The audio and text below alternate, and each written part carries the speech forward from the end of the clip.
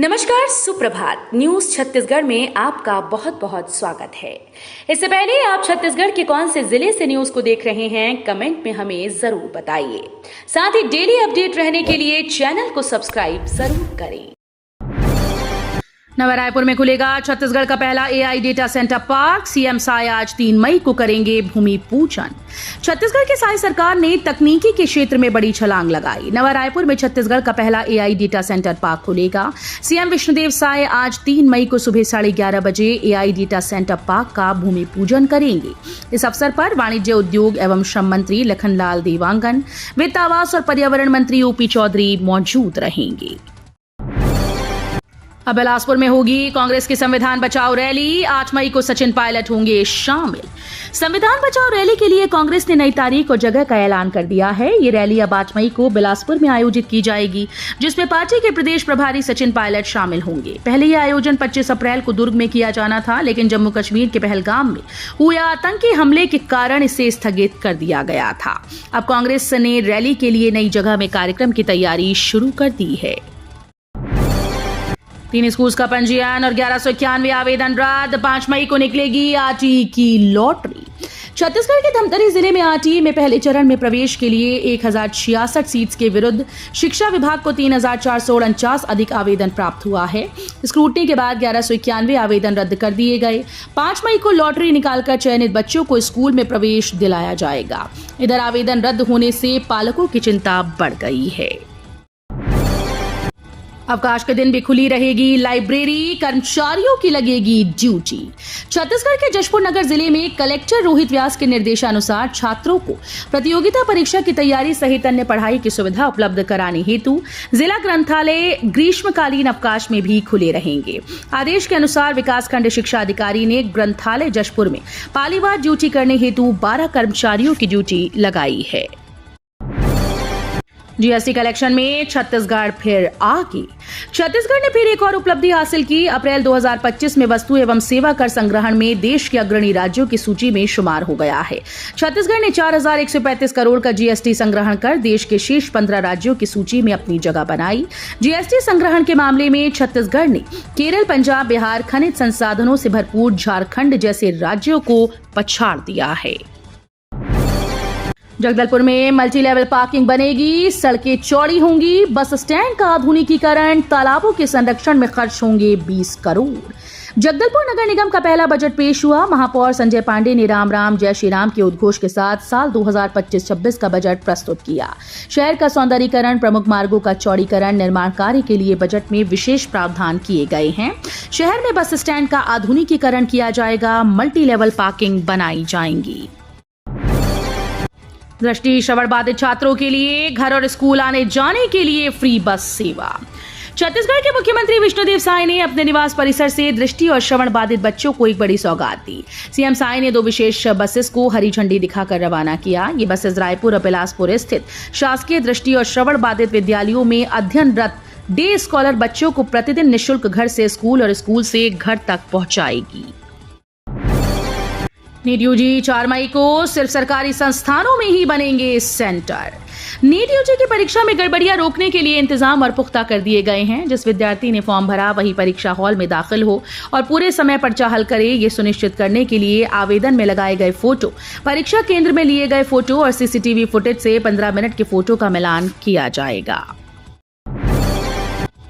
ग्रामीणों ने शुरू किया नशा मुक्ति अभियान। अवैध शराब बनाने और बेचने वालों के विरुद्ध कार्रवाई की मांग। कच्ची शराब को लेकर कोरबा के एक गांव के लोग अब निश्चय किए हैं कि जो भी शराब बनकर पिएगा और बेचेगा उसके विरुद्ध कार्रवाई की जाएगी। ग्रामीण इसे लेकर जन जागरण अभियान भी चला रहे हैं। छत्तीसगढ़ में सुशासन त्योहार चल रहा है। प्रशासनिक और पुलिस अधिकारी ग्रामीणों के बीच पहुंचकर उन्हें जनजाति से जुड़ी जानकारी प्रदान कर रहे हैं। 9 मई को अमेजन प्राइम में रिलीज होगी टीवीएफ की वेब सीरीज ग्राम चिकित्सालय। रायपुर के अर्पित और भार्गव आएंगे नजर। छत्तीसगढ़ एक बार फिर से ओटीटी प्लेटफॉर्म पर अपनी खास पहचान बनाने जा रहा है। लोकप्रिय प्रोडक्शन हाउस टीवीएफ, जिसमें पहले चर्चित वेब सीरीज पंचायत का निर्माण किया था, अब ग्राम चिकित्सालय नामक नई वेब सीरीज के साथ वापसी कर रहा है। ये वेब सीरीज 9 मई 2025 को अमेजन प्राइम वीडियो पर रिलीज होगी। आत्मसमर्पित नक्सलियों को प्रधानमंत्री आवास योजना की पहली किश्त जारी, 2500 परिवारों को मिला लाभ। मुख्यमंत्री विष्णुदेव साय ने आत्मसमर्पित नक्सलियों और नक्सल हिंसा से प्रभावित 2500 परिवारों के बैंक खातों में प्रधानमंत्री आवास योजना की पहली किश्त की राशि अंतरित की।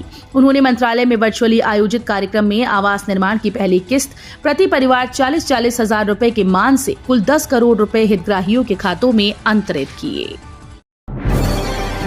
कौशल विकास बढ़ाने के लिए साय सरकार ने किए 4 अहम MOU। सीएम साय बोले, युवाओं को मिलेगा रोजगार।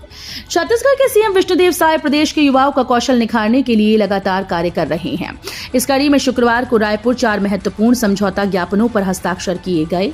इस दौरान सीएम ने कहा कि साल 2047 तक छत्तीसगढ़ को विकसित राज्य बनाने के लिए युवाओं, महिलाओं और जनजातीय वर्ग को केंद्र में रखकर लगातार योजनाएं बनाई जा रही हैं। छत्तीसगढ़ का 2 मंजिला मंडी पखोल गुफा 5 मई को एक दिन के लिए खुलेगा। खैरागढ़ छुई खदान गंडई जिले से 80 किलोमीटर दूर मैकल पर्वतमाला में स्थित मंडी पखोल गुफा 5 मई को श्रद्धालुओं के लिए खोल दी जाएगी। ये गुफा हर साल अक्षय तृतीया के बाद पहले सोमवार को एक दिन के लिए खोली जाती है। इस दिन यहाँ मेले का आयोजन होता है। मंडी पखोल नाम से 2 शब्दों से बना है। मंडी यानी मेला और खोल यानी गुफा। ये स्थान अपनी समृद्ध जैव विविधता के लिए जाना जाता है। छत्तीसगढ़ में प्राचार्यों का प्रमोशन रोका गया। हाईकोर्ट ने अवमानना की नोटिस जारी कर मांगा जवाब।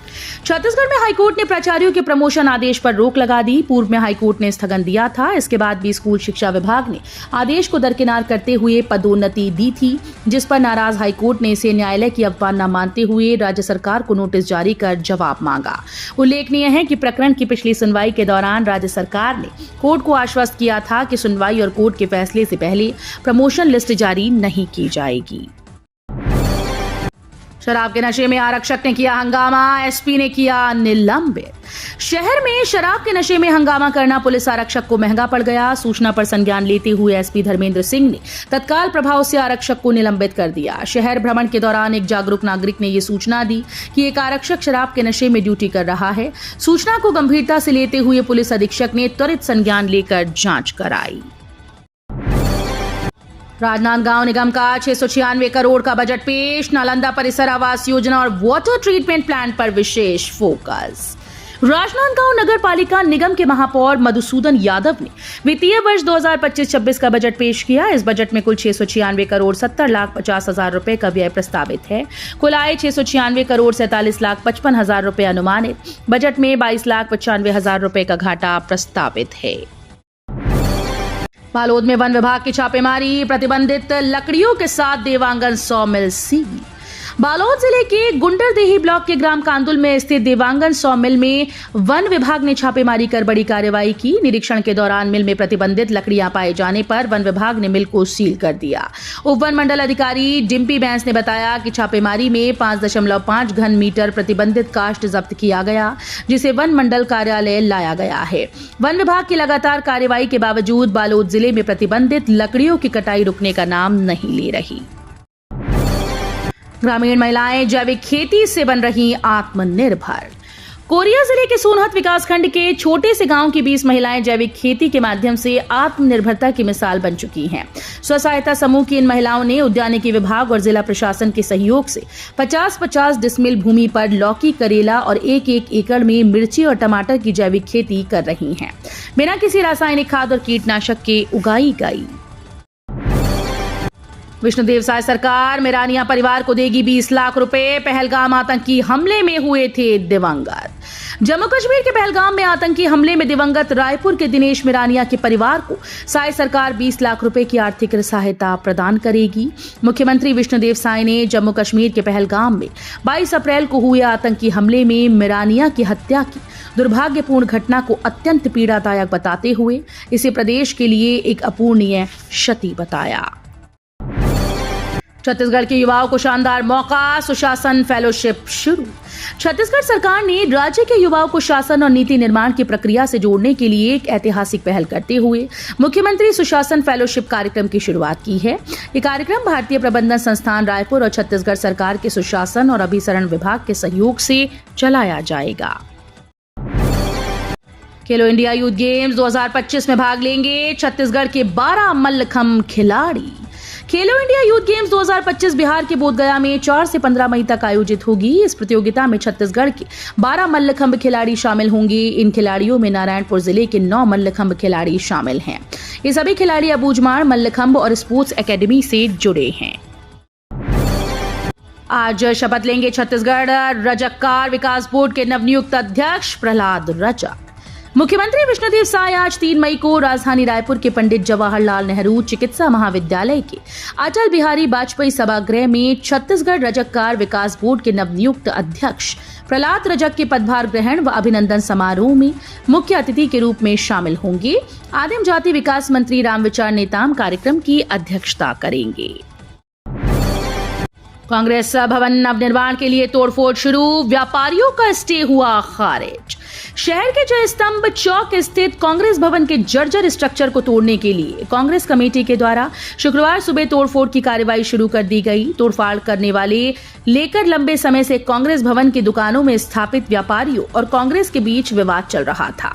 कुछ माह पूर्व कांग्रेस ने यहां बनी लगभग 20 दुकानों को तोड़ने की कार्रवाई शुरू की। तब व्यापारी उसके खिलाफ भाड़ा नियंत्रक कोर्ट चले गए और वहां से तोड़फोड़ की कार्रवाई रोकने स्टे ला लिया था। इसके बाद मामला रायपुर के भाड़ा नियंत्रक कोर्ट पहुंचा, जहां व्यापारियों का स्टे आवेदन खारिज हो गया। केंद्रीय मंत्री जितेंद्र सिंह बोले, गड़बड़ियों पर लगेगी लगाम, वक्फ बिल से दिलाएंगे पिछड़े मुसलमानों को उनका हक। अब वक्फ बिल के माध्यम से पिछड़े मुसलमानों को उनका हक दिलाया जाएगा। बोर्ड की गड़बड़ियों को दूर कर सकारात्मक सुधार का प्रयास करेंगे। मोदी सरकार का प्रयास है कि वक्फ के माध्यम से समाज के वास्तविक लोगों को ही इसका फायदा मिल सके।